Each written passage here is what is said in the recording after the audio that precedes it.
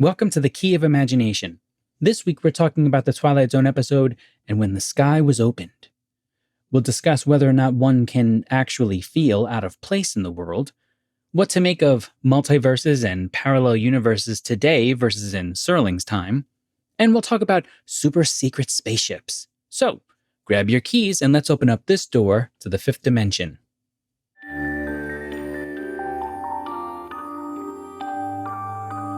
You unlock this door with the key of imagination. Have you ever gotten that eerie feeling inside? Like you're not supposed to be here? Like you shouldn't exist? Well, stop it. Of course you're supposed to be here. And by the way, you've got important work to do on this planet, so the sooner you get over this feeling, whatever it is, the sooner you can be the best version of you. And by the way, have you seen the world out there? We can use all the help we can get. On a serious note, there are times when even the most grounded of us can feel a bit like we don't belong. But that's certainly not the same thing as what our three intrepid astronauts are going through in this week's episode. No. For Colonel Ed Harrington, Lieutenant Colonel Clegg Forbes, and Major William Gart, they quite literally are experiencing the feeling that they don't belong here. That perhaps they haven't reached their final destination? Pun intended for those of you who get the joke. Three brave men having just returned from a flight aboard a very secret project of the Air Force, and one by one, each begins to get this gnawing sensation that something wants to pull them out of existence. And so when Forbes first witnesses his best friend, Harrington, simply disappear, with no one claiming to have ever known of such a man, all Forbes can do is return to the hospital where all three men were last seen together. Except Gart doesn't seem to remember Harrington either. It isn't long before the entire world no longer remembers Ed Harrington, Clegg Forbes, and William Gart. Three men, three disappearing acts, and no records of their existence. No one knows where they went, and no one cares. If that doesn't make the hairs on your neck stand up, you're a stronger person than me. And When the Sky Was Open is directed by Douglas Hayes, teleplay by Rod Serling, and based on the short story by Richard Matheson. Now there's a dynamic duo that will have some legs in the series, Serling and Matheson. You know, something tells me those two young men are going to go places.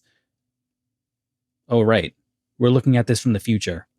They've already accomplished great things. Never mind, I've been doing a lot of research on time travel. The episode originally aired on December 10th, 1959. As for our cast, there are quite a few people who deserve attention, but I will limit it for now to our three main protagonists. Ed Harrington is played by Charles Aidman, Clegg Forbes is played by Rod Taylor, and James Hutton plays William Gart. All three men do a fantastic job. Grams Jr. has a great tidbit where he relays a quotation about the episode from the February 27th, 1960 issue of TV Guide. The author states, "Serling's gifts as a narrator are easily recognizable. Serling's point of view here is a little obscure, but as pure horror, the episode can stand right up there with the best of Poe, Bierce, and Sheridan Le Fanu."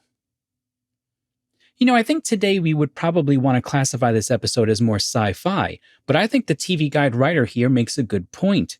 We can lose sight of the fact that there really is something quite horrific going on here.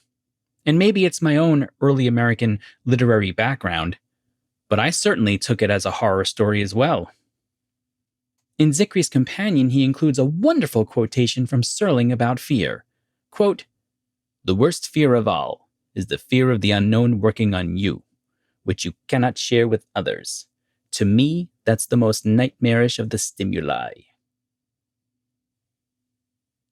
It's a great quote, and of course he's right. Think about a moment when you were trying to get a point across to people and no one could understand what you were trying to say. The absolute frustration of it all. Now, raise the stakes of that moment to life or death, to the point of trying to explain to people that someone who was important to you and to others no longer exists, and all records of that person no longer exist. And soon, neither will you. That is pretty terrifying.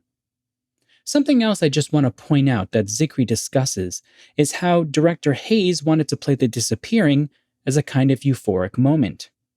You can see this when Harrington disappears, but then when it came time for Rod Taylor to do his disappearing act, the actor convinced Hayes to let him do it his own way, with this kind of defiance. Now, if I had to choose only one reaction for the entire episode, I actually kind of prefer the euphoric reaction because I think it does add an additional layer to the despair. Although, I did kind of enjoy seeing Rod Taylor go Incredible Hulk through the bar door. Rod Taylor smash! I believe I read that the decision to let Rod Taylor smash through the bar door was made on the spot, and you can kind of see that in the hard cutaway that happens just prior to his plowing through the glass. As for my initial reaction, I know I sound like a broken record with these early episodes, but you have to admit most of these early Season 1 episodes are actually quite good. I promise, we'll definitely get to ones that won't receive glowing reactions from me. But, what can I say? I really like this episode. There's a philosophical element to it that draws me in. I like the fact that by the end of the show, we've figured out nothing. We have no idea what the heck happened to these men.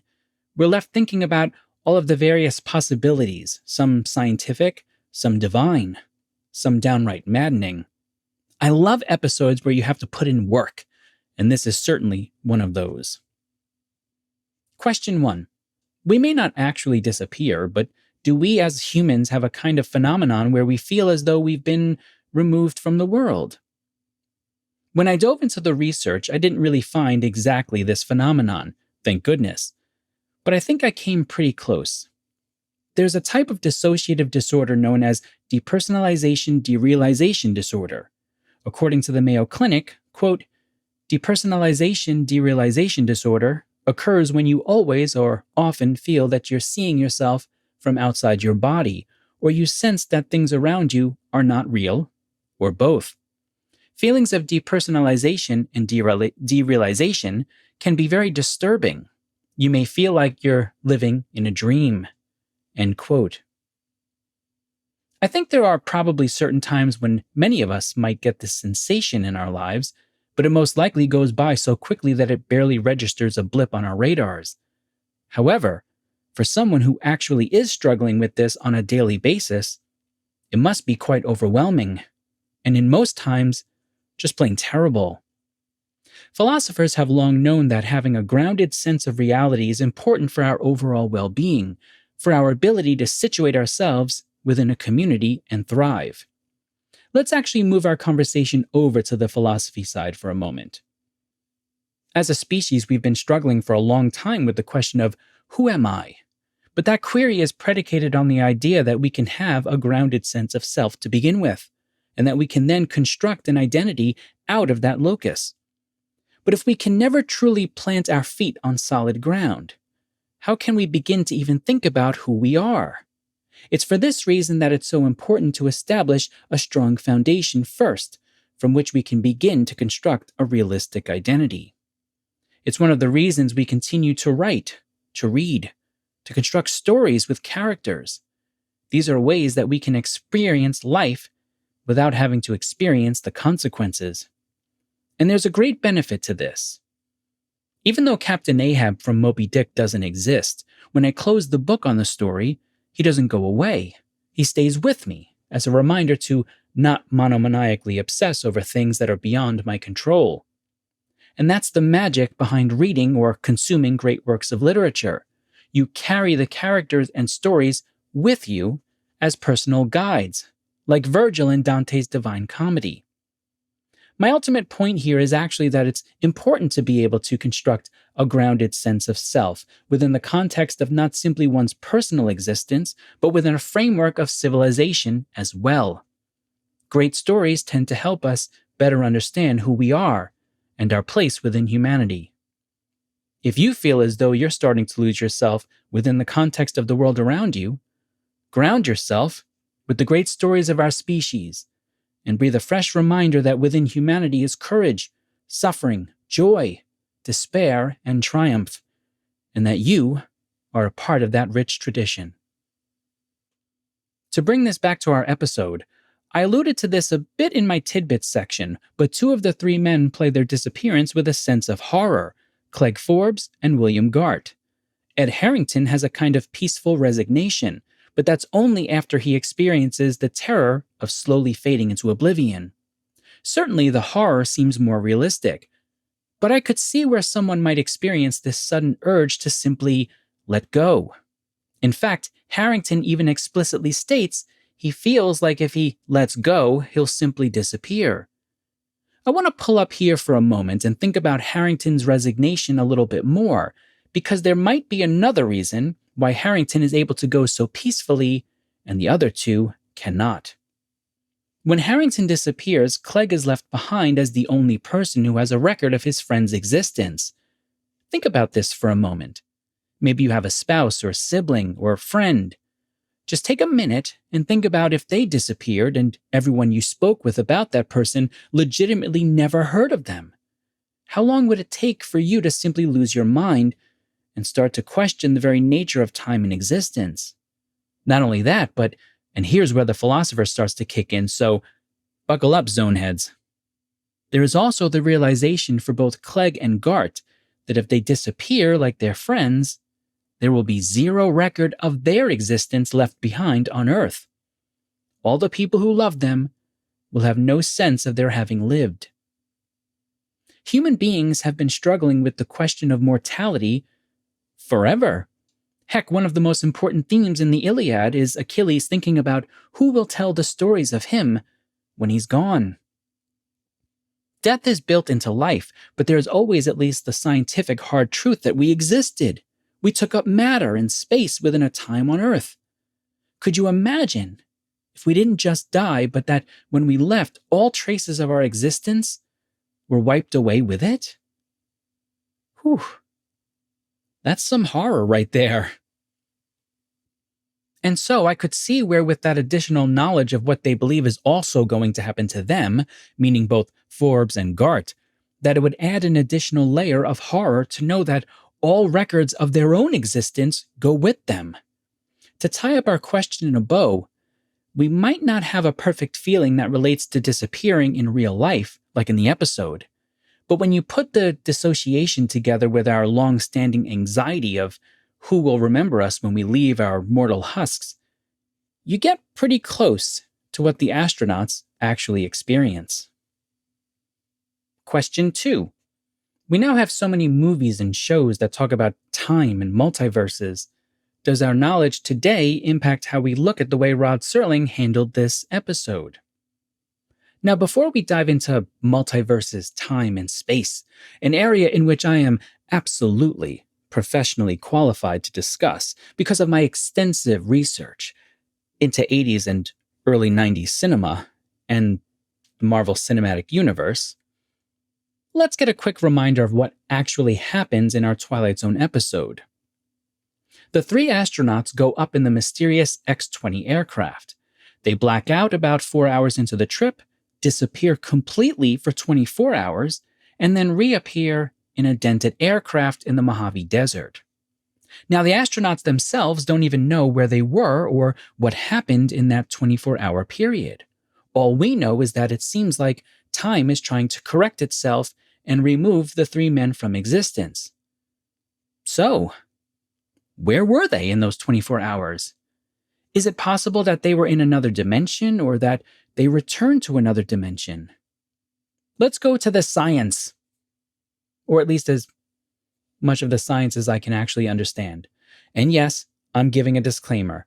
I'm doing my best to give a good faith reading of the science, but I'm definitely out of my depths here. So this is just a for fun conversation. Let's talk about time itself. I'm going to read a section from a really interesting article from scientificamerica.com about real, no-nonsense time travel. Quote, "Time traveling to the near future is easy. You're doing it right now at a rate of 1 second per second. And physicists say that rate can change. According to Einstein's special theory of relativity, time's flow depends on how fast you're moving. The quicker you travel, the slower seconds pass. And according to Einstein's general theory of relativity, Gravity also affects clocks. The more forceful the gravity nearby, the slower time goes. Near massive bodies, near the surface of neutron stars or even at the surface of the Earth, although it's a tiny effect, time runs slower than it does far away, says Dave Goldberg, a cosmologist at Drexel University.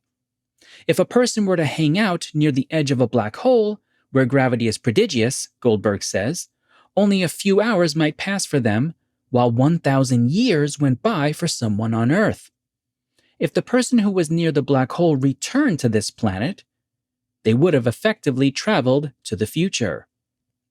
That's a real effect, he says, that is completely uncontroversial. End quote.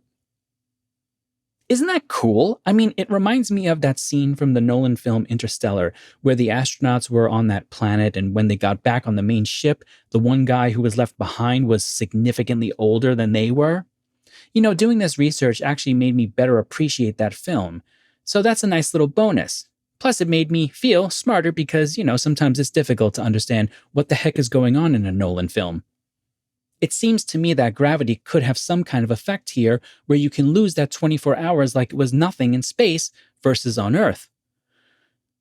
Look, if you happen to either be a physicist or a cosmologist or just really knowledgeable about this stuff, go ahead and step in and explain it better than me in the comments section. I would actually be interested in reading it myself. If that's the time part, what about the disappearance aspect? Well, thank God for Dr. Sean Carroll and his video on quantum particles and parallel universes. When I was trying to read actual peer-reviewed literature on this, I got lost pretty quickly. But thanks to his video, which I'll hopefully remember to post a link to in the episode description notes, I think I have a better idea of what physicists are actually trying to say about multiverses and parallel universes. Let's get the fun stuff out of the way. According to pure physics, science doesn't care about the fact that you chose the chicken when you went out to dinner last night. It doesn't automatically create another universe where you chose steak or a veggie burger.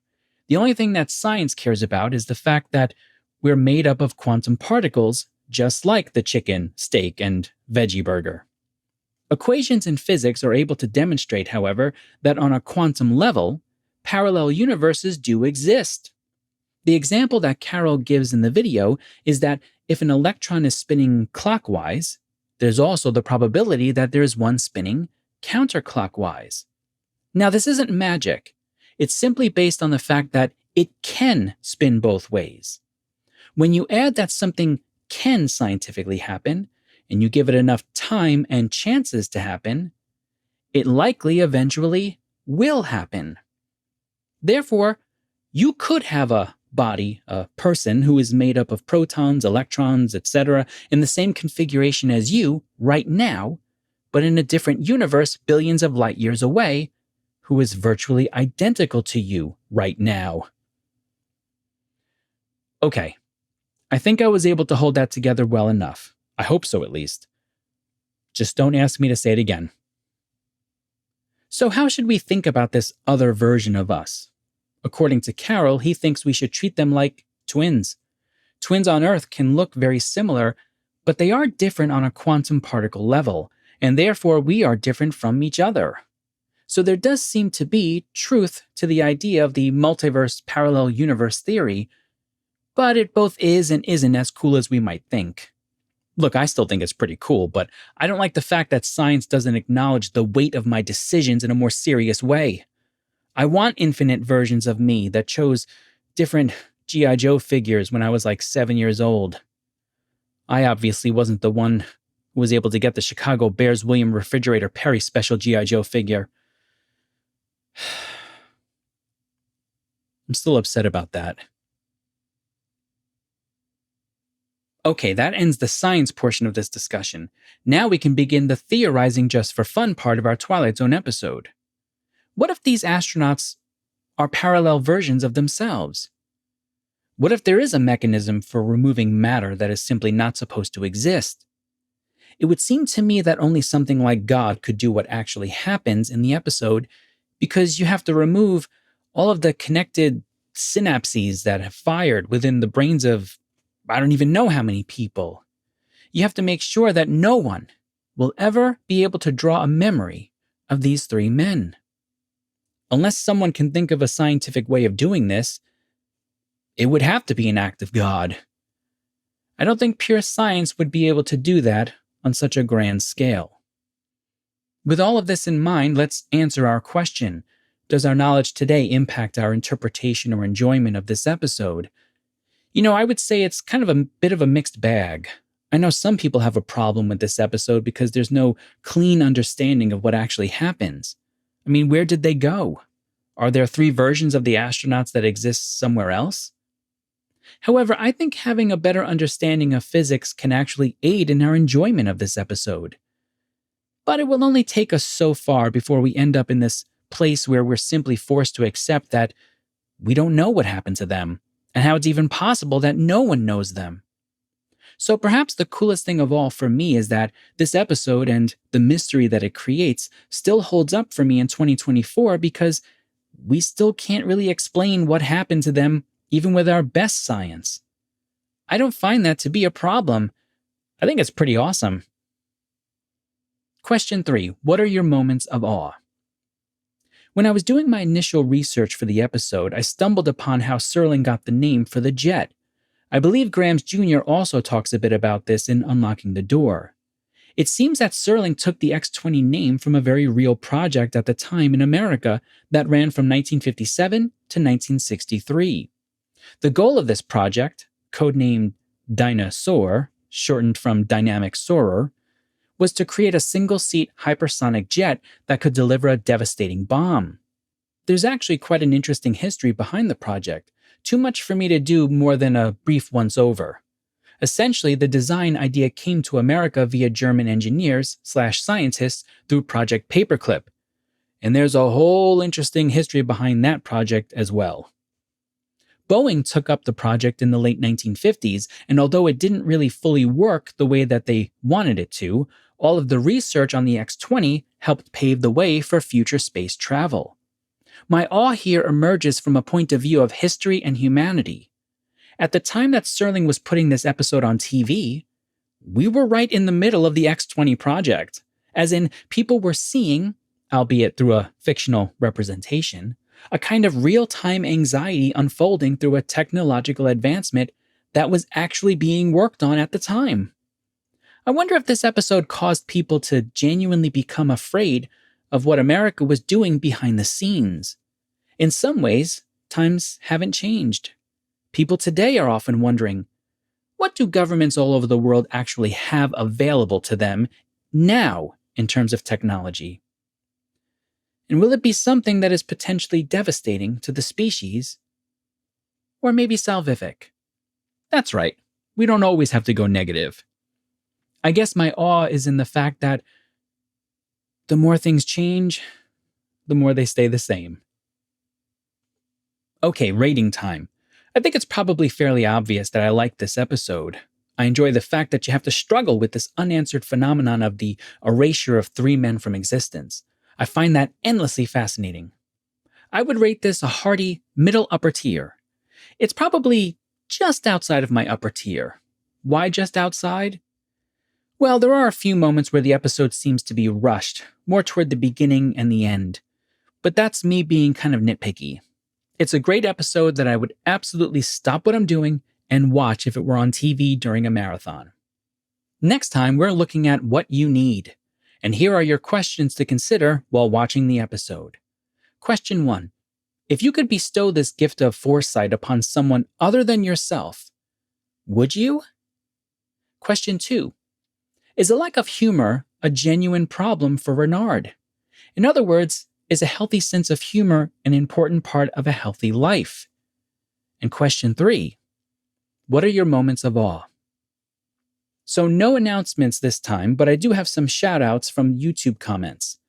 Thomas Huggus commented on my Where Is Everybody episode. Not a bad first episode. Dialogue was a little weak, but interesting anyway.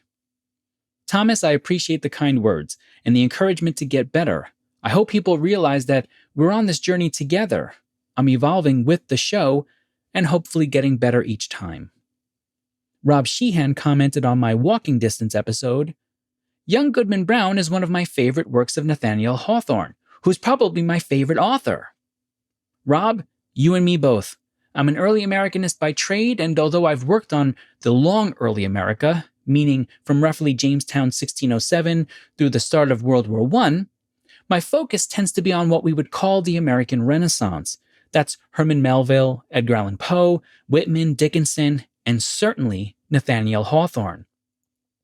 That American Renaissance period from roughly the 1830s until the Civil War is very much in a similar vein as the Twilight Zone, so I totally get it. Roderick Meringer on my The Lonely episode commented, "Downward inflection, perfect." Thanks, Roderick.